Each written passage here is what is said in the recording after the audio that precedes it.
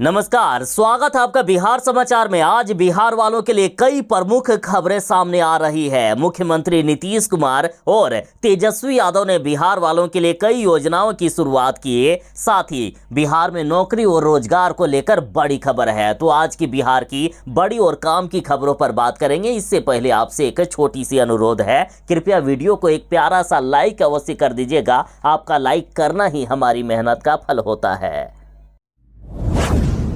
बिहार में बारिश लगभग ना के बराबर हो रही है, जिससे किसान परेशान हैं। बिहार सरकार भी लगातार चिंतित है। बिहार के कई जिलों को सूखाग्रस्त घोषित करने पर विचार कर रही है। बिहार में जून में सामान्य से 48% कम बारिश हुई। जुलाई में भी सामान्य से 48% कम बारिश हुई। अगस्त के महीने में 31% कम बारिश हुई। तो वहीं सितंबर में भी अब तक 28% कम बारिश हुई है। लगातार बिहार में बारिश की कमी से बिहार की नदियां सूखी हुई है, नहरों में पानी नहीं है।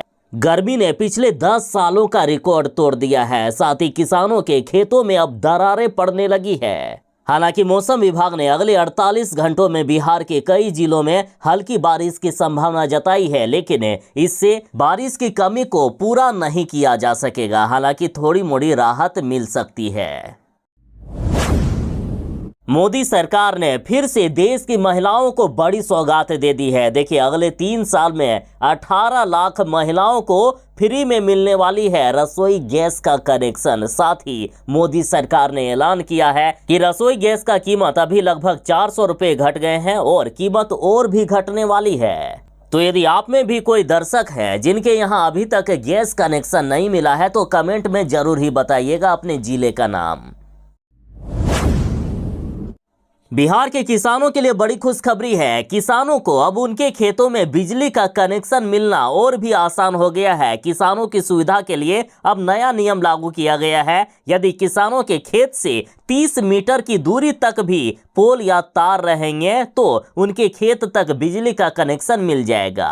और इसके लिए किसानों को कनेक्शन लेने के लिए अपने इलाके के कनीय विद्युत अभियंता को आवेदन देना होगा। आवेदन के 30 दिनों के अंदर कनेक्शन दे दिया जाएगा। और यदि कनीय विद्युत अभियंता यानी जेईई कनेक्शन देने में किसी तरह की लापरवाही बरतते हैं तो किसान इसकी शिकायत उच्च अधिकारी से कर सकते हैं और इस पर उस लापरवाह जेईई पर त्वरित कार्रवाई की जाएगी। बता दें कि किसानों को विद्युत शुल्क के रूप में प्रति एचपी मात्र 84 रुपये लग रहे हैं। नए कनेक्शन वालों के लिए ये प्रावधान किया गया है। साथ ही साउथ बिहार में 2 महीने में 20,000 किसानों ने कनेक्शन लिया है।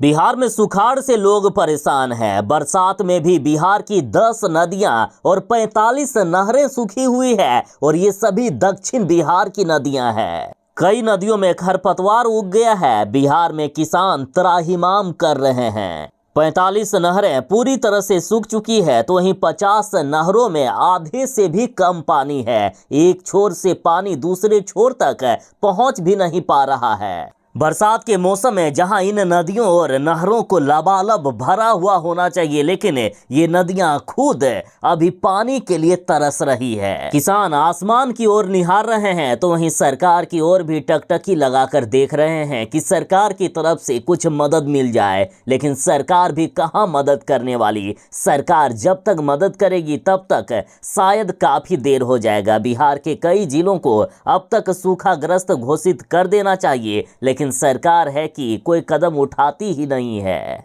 कई जिलों में चापाकल तक सूख गए हैं, कुएं सूखे हुए हैं, नलकूपों से पानी भी नहीं निकल रहा है। उत्तर बिहार की स्थिति ठीक ठाक है, लेकिन दक्षिण बिहार बूंद बूंद के लिए तरस रहा है। बाकी आपके जिले में मौसम का हाल कैसा है, कमेंट करके जरूर बताइएगा। बिहार सरकार बिहार की बेटियों के लिए मुख्यमंत्री कन्या उत्थान योजना चला रही है, जिसमें से बेटी होने पर उनके माता पिता को 2000 रुपया की राशि मिलती है। जरा इस योजना के बारे में जान लीजिए। तो देखिए, मुख्यमंत्री कन्या उत्थान योजना के तहत कन्या के जन्म होने पर भेंट स्वरूप 2000 रुपये माता पिता को दिए जाते हैं और कन्या के 1 वर्ष पूरा होने पर प्रथम जन्मदिन अवसर पर भेंट स्वरूप फिर से 1000 रुपये मिलते हैं। और ये राशि समाज कल्याण विभाग के द्वारा कन्या शिशु के माता पिता के बैंक खाते में सीधा ट्रांसफर की जाती है। तो वहीं कन्या शिशु के 2 वर्ष से लेकर स्नातक उत्तीर्ण करने तक स्वास्थ्य एवं शिक्षा विभाग के द्वारा समय समय पर प्रोत्साहन राशि दी जाती है। जो लाभुक इसके लिए आवेदन करना चाहते हैं वे ई कल्याण पोर्टल icds.online.bih.nic.in पर जाकर ऑनलाइन आवेदन कर सकते हैं। अभी लोकसभा का चुनाव आने वाला है और इधर जीविका दीदियों के लिए आदेश जारी किया गया कि जीविका दीदियां मतदाता सूची में नाम दर्ज कराने में करेगी मदद।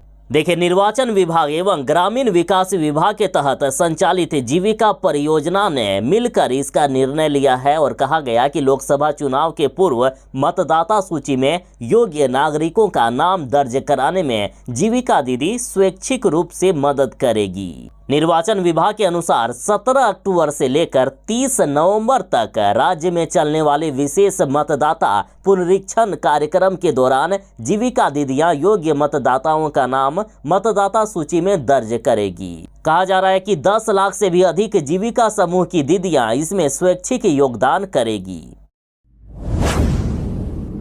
मुख्यमंत्री नीतीश कुमार जी जब बिहार में पहली बार मुख्यमंत्री बने थे उस समय बिहार में शराब की दुकानों की संख्या उतनी नहीं थी। जैसे ही मुख्यमंत्री जी सत्ता पर आए बिहार में शराब की दुकानों की संख्या की भरमार कर दिए। लोगों को शराब पीने की लत लगाने के बाद अचानक से बिहार में 2016 में शराबबंदी लागू कर दी गई। उसके बाद से लेकर आज तक बिहार में लोग जहरीली शराब पीने से मर रहे हैं और मुख्यमंत्री जी पर केस किया गया है कि मुख्यमंत्री जी ने बिना लोगों को जागरूक किए, बिना जागरूकता कार्यक्रम चलाए अचानक से शराबबंदी कानून लागू कर दिए, जिससे लोग मारे गए। और नीतीश कुमार पर अब हत्या का मुकदमा के साथ कई मुकदमे दर्ज कराते हुए केस किया गया है और आज 16 सितंबर को इस केस की सुनवाई हो रही है। बता दें कि अब तक 243 से भी ज़्यादा लोगों की जहरीली शराब पीने से बिहार में मौत हुई है और जिसने केस किया है उसने कहा कि इन मौतों का जिम्मेदार और कोई नहीं बल्कि नीतीश कुमार है। अधिवक्ता ने इस बाबत सीजीएम कोर्ट में सीएम नीतीश कुमार और अन्य अधिकारियों के खिलाफ 243 लोगों के गैर इरादतन हत्या के आरोप में आईपीसी की धारा 304, 120 बी और 34 के तहत परिवाद दायर कराया है। गुरुवार को बागमती नदी में बच्चों से भरा नाव डूब गया, जिसमें से 20 बच्चों को बचाया गया और बाकी 10 से भी ज्यादा बच्चे लापता हैं। देखिए, मुजफ्फरपुर में गुरुवार की सुबह करीब 10:20 पर मधुरपट्टी गांव से 32 लोगों को लेकर नाव भटगामा घाट के लिए निकले थे। इसमें अधिकांश हाई स्कूल के बच्चे व राशन लेने वाले लोग सवार थे। जरूरत से ज्यादा इसमें लोगों को चढ़ा लिया गया था, यानी ओवरलोडिंग नाव चल रही थी और अचानक से नाव रस्सी से जो बंधी हुई थी, रस्सी टूट जाने के कारण नाव बागमती नदी में डूब गया। भटगामा घाट के समीप रहने वाले 20 वर्षीय पिंटू साहनी ड्राइवर है। जब उसने देखा कि नाव पलट रही है तो उन्होंने नदी में कूदकर 4 बच्चों की जान बचाई और खुद गहरे पानी में जाने से डूब गया। तो इधर मधुरपट्टी गांव की रहने वाली नरगिस परवीन 4 साल के मासूम बेटे मोहम्मद अजमत को बचाने के लिए 10 मिनट तक बागमती की बीच धारा में लड़ती रही। वह धारा में बहती जा रही थी लेकिन बेटे का हाथ नहीं छोड़ रही थी। अचानक उसका बाल किसी ने पीछे से पकड़ लिया और खींचा। उसके बाद वह बेहोश हो गई और उसका बेटा डूब गया। यहाँ 80 साल से कई लोगों की जान चली गई है, लेकिन सरकार लापरवाह बनी हुई है। सरकार नहीं बनाती है यहाँ पुल। बच्चे हर रोज नाव से स्कूल जाने को विवश हैं क्योंकि गांव में स्कूल नहीं है। लेकिन सरकार देखिए, सरकार की नौटंकी, सिर्फ इतने बड़े बड़े दिखावे करते हैं ये सरकार, लेकिन ना तो गांव में स्कूल बनाते हैं और ना ही नदी में पुल। यदि एक चचरी पुल भी होता तो कम से कम बच्चे सुरक्षित होते, बच्चों की जान नहीं जाती। इस हादसे के बाद भी स्कूल जाने को विवश है नाव के जरिए ही बच्चे। आखिर क्या करेंगे, पढ़ाई लिखाई तो छोड़ सकते नहीं हैं।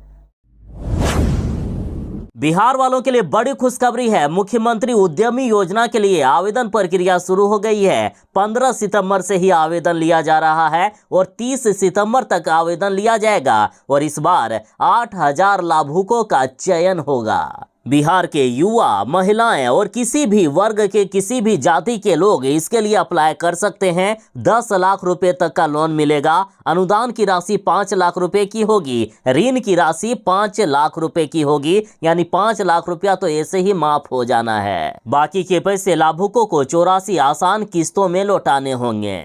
आवेदन करने के लिए न्यूनतम योग्यता इंटर पास मांगी गई है। इंटर पास नहीं रहने की स्थिति में यदि कोई मैट्रिक पास करने के बाद आईआईटी कर लिए हो या डिप्लोमा कर लिए हो या इंटर के समकक्ष कोई भी डिग्री हो तो इसके लिए अप्लाई कर सकते हैं। आवेदन करने के लिए आवेदकों की उम्र 18 से 50 वर्ष के बीच मांगी गई है। सरकार अधिकतम 10 लाख रुपए तक का लोन देगी। बाकी जो भी जिस तरह का बिजनेस सेलेक्ट करेंगे उसके अनुसार उन्हें लोन की राशि मिलने वाली है। मुख्यमंत्री नीतीश कुमार जी बोले हैं कि प्रदेश में बेहतर हो रही है स्वास्थ्य सेवाएं। मुख्यमंत्री जी ने बड़ी घोषणा कर दी कि एसकेएमसीएच में 1500 बेड बढ़ेंगे। अभी इस अस्पताल में मात्र 1000 बेड है, लेकिन अब 1500 बेड बढ़ाकर इसे 2500 बेड का अस्पताल बनाने की घोषणा मुख्यमंत्री जी ने कर दी है। साथ ही मुख्यमंत्री जी ने बीते दिन एसकेएमसीएच स्थित होमी भाभा कैंसर अस्पताल व अनुसंधान केंद्र का आधुनिक ओटी कॉम्प्लेक्स का उद्घाटन किया और नर्सिंग छात्रावास का शिलान्यास भी किया। मुख्यमंत्री जी ने घोषणा कर दी है कि अब बिहार वालों को इलाज के लिए बाहर किसी दूसरे राज्य या विदेश नहीं जाना होगा। सारी सुविधाएं हम बिहार में ही देने वाले हैं। बिहार के गरीब गुरबों को इलाज करवाने में कोई दिक्कत नहीं हो, इसके लिए सरकार लगातार काम कर रही है। बिहार के गरीब गुरबों को किसी भी बीमारी के इलाज में किसी भी तरह की कोई समस्या ना हो, इसके लिए लगातार सरकार प्रयास कर रही है। पीएमसीएच में अब रोज मरीजों को मिलेगी धुली हुई चादर। साफ सुथरा चादर मिलेगा मरीजों को। देखिए, खबर है कि पीएमसीएच के मरीजों को 1 अक्टूबर से प्रतिदिन चकाचक चादर और कपड़े मिलेंगे। उनके उपयोग में आने वाली चादर और अन्य कपड़ों की धुलाई ऑटोमेटिक मशीन लगी लॉन्ड्री में होगी और इसके लिए क्विक एजेंसी को काम दिया गया है। और साथ ही पीएमसीएच के डॉक्टरों व नर्सों के कपड़े भी एजेंसी द्वारा ही धुले जाएंगे। ये व्यवस्था एनएमसीएच में भी शुरू होगी। फिलहाल अस्पतालों के कई विभागों में सतरंगी चादर योजना बेपटरी हो गई है। कई विभागों में मरीजों को एक ही चादर पर 2 से 3 दिन तक रहना पड़ता है, इसलिए ये नई योजना शुरू की गई। शिक्षा विभाग के अपर मुख्य सचिव ने आदेश दिया है कि जो भी छात्र 15 दिनों तक लगातार स्कूल नहीं आएंगे उनका नाम काट दिया जाए। और अभी बिहार के सभी जिलों की बात करें तो लाखों बच्चों का नाम कट भी चुका है। और खबर है अब बिहार के पूर्णिया और अररिया से। देखिए, शिक्षा विभाग के अपर मुख्य सचिव पूर्णिया और अररिया के स्कूलों का दौरा किए। पूर्णिया के स्कूलों में बच्चों की उपस्थिति काफी कम दिखी तो के पाठक ने आदेश दे दिया है कि 3 दिनों से अधिक अनुपस्थित रहने वाले बच्चों का नामांकन रद्द कर दिया जाए, इनका नाम काट दिया जाए। तो इधर अररिया के भी स्कूलों में उपस्थिति ठीक ठाक नहीं दिखी है। के पाठक ने अररिया के स्कूलों के प्रधानाध्यापक को सख्त चेतावनी देते हुए कहा है कि यदि उपस्थिति नहीं सुधरी तो कार्रवाई के लिए तैयार रहिएगा। बिहार के शिक्षा मंत्री लगातार रामचरितमानस पर आग उगलने का काम कर रहे हैं। लगातार रामचरितमानस पर विवादित बयान दे रहे हैं। पिछली बार जब बिहार के शिक्षा मंत्री ने रामचरितमानस को लेकर विवादित बयान दिए थे, उस समय अयोध्या के आचार्य ने ऑफर दिया था कि जो भी बिहार के शिक्षा मंत्री का जीव काट देंगे उन्हें हम 10 करोड़ का इनाम देंगे। तो इस बार बिहार के शिक्षा मंत्री प्रोफेसर चंद्रशेखर ने कहा कि मेरे जिह्वा की काटने की कीमत 10 करोड़ है तो गला काटने की कीमत क्या होगी। देखिए, बिहार के शिक्षा मंत्री ने रामचरितमानस के दोहे पर टिप्पणी करते हुए कहा कि रामचरितमानस में पोटेशियम साइनाइड है और जब तक ये पोटेशियम साइनाइड रहेगा तब तक वे इसका विरोध करते रहेंगे। देखिए, शिक्षा मंत्री ने श्री रामचरितमानस के अरण्य कांड की चौपाई पूजहि विप्र सकल गुणहीना शूद्र ना पूजहूं वेद परवीना को लेकर कहा है कि क्या इसमें जाति को लेकर गलत बात नहीं कही गई है। इन्होंने कहा कि क्या गुणहीन विप्र पूजनीय है और गुणयुक्त शूद्र वेद का जानकार होने पर भी पूजनीय नहीं है। आखिर ये कैसे लोग हैं जो इस तरह की बात करते हैं।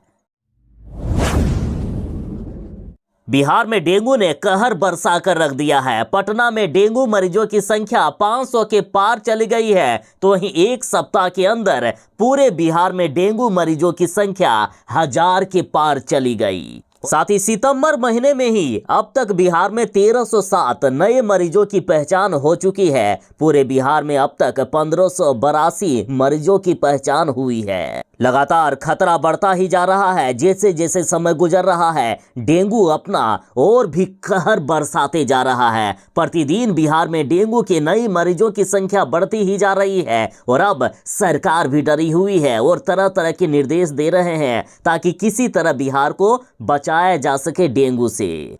और सबसे खास बात है कि डेंगू के मच्छर गंदे पानी नहीं बल्कि साफ पानी में पनपते हैं, अतः घर के आसपास पानी जमा ना होने दें।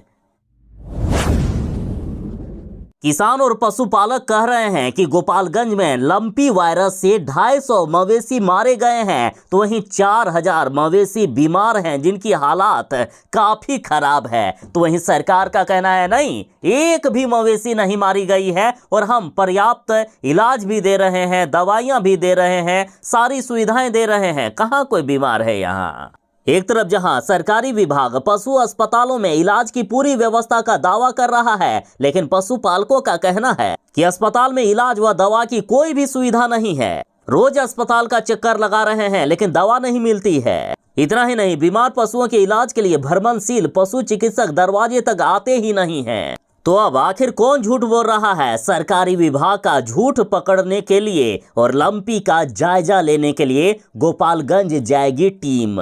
ये टीम दवाओं की उपलब्धता की जांच करेगी, साथ ही देखेगी कि आखिर कौन झूठ बोलने का काम कर रहा है। सिर्फ गोपालगंज ही नहीं बल्कि सभी जिलों की जांच होगी। देखिए, सभी जिलों के पशुपालन अधिकारियों को नजर रखने को कहा गया है। तो इधर पशुपालन निदेशक नवदीप शुक्ला ने बताया है कि गोपालगंज में ज्यादा पशुओं के संक्रमित होने की सूचना है, इसलिए मुख्यालय ने वहां टीम भेजकर हालात का जायजा लेने का निर्णय लिया है। बिहार के मुजफ्फरपुर में 30 से भी ज्यादा बच्चों से भरी नाव पलट गई। 20 बच्चों को बचाया गया, बाकी 10 से ज्यादा बच्चे कहां डूब गए अभी तक पता नहीं चला है। और ऐसी परिस्थिति सिर्फ मुजफ्फरपुर में ही नहीं बल्कि बिहार के कई जिलों में है। कई जिलों में बच्चों को नदी पार करके, नाव के जरिए नदी पार करके स्कूल जाना पड़ता है। मुजफ्फरपुर में इतना बड़ा हादसा हो गया, लेकिन बेतिया के जिला प्रशासन ने अभी तक इससे सीख नहीं ली। बेतिया की भी तस्वीरें देखकर आप भी हैरत में पड़ जाएंगे। नाव पर बच्चे सवार होकर स्कूल जाने को विवश हैं। सिर्फ नाव पर बच्चे ही नहीं बल्कि अपने साइकिल को भी बैठाकर ले जाते हैं। बेतिया में भी कई बार ओवरलोडिंग नाव जाती है, यहाँ भी बच्चे खतरे में हैं। बेतिया में भी कई बार ओवरलोडिंग नाव चलती है। देखिए, बेतिया में मझोलिया सिकटा के बीच सोनबरसा के सिकरना नदी में प्रतिदिन सैकड़ों बच्चे जान जोखिम में डालकर नाव से स्कूल पढ़ने के लिए जाने को मजबूर हैं। स्कूल आने जाने के लिए मात्र नाव ही एक सहारा है। बच्चे कहते हैं कि नदी पार करते समय पता नहीं कब नाव पलट जाए, लेकिन कर भी क्या सकते हैं। हमने कई बार प्रशासन से नदी पर एक पीपा या चचरी पुल बनाने की मांग की, लेकिन कुछ नहीं हुआ। नदी पार करके स्कूल जाना मजबूरी है, क्योंकि गांव में स्कूल भी नहीं है और हम अनपढ़ भी नहीं रह सकते हैं। छात्र कहते हैं कि यहाँ एक पुल रहता तो हम सब काफी अच्छे से स्कूल जा सकते। देखिए किस तरह से नाव से ये स्कूल आए हुए हैं, अपने साइकिल को भी नाव पर लाद कर ये लाए हैं। कभी तो ऐसा होता है कि स्कूल आ तो जाते हैं, लेकिन बीच में बारिश हो जाने से नदी में बाढ़ अचानक आ जाती है और ये जान जोखिम में डालकर फिर घर जाने को विवश होते हैं। देखिए, 2000 का नोट बैंकों में 30 सितंबर तक लिया जाएगा। 30 सितंबर के बाद ये नोट बेकार हो जाएंगे। और यदि कोई ये सोच रहे हैं कि अमेजोन से हम सामान मंगवा लेंगे कैश ऑन डिलीवरी पर और 2000 का नोट दे देंगे, तो जरा सावधान हो जाएं। अमेजोन पर 19 सितंबर के बाद 2000 का नोट नहीं लिया जाएगा।